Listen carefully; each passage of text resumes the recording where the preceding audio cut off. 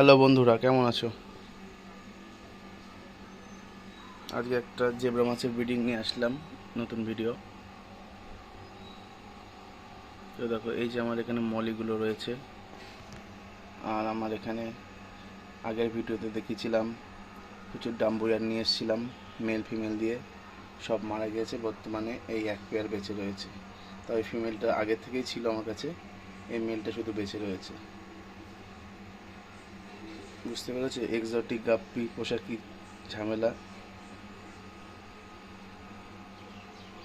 এটাকে শুধুমাত্র এক পেয়ার বেঁচে রয়েছে, আর সব শেষ।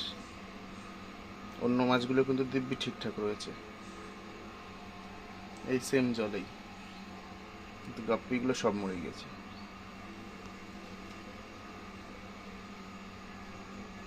আর এখান থেকে আমি একটা পেয়ার দিয়েছি আলাদা করে, দেখা যাক এর আউটকাম কি আসে।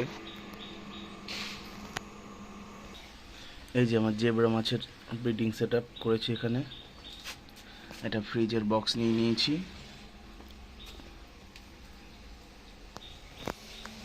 এখানে কিছু দিয়েছি, আর এটার ভেতরে কিছু দিয়েছি।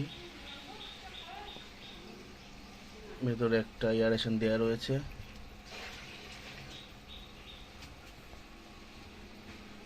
আজ সকালেই দিয়েছি, দুদিন পরে আবার তুলে নেব।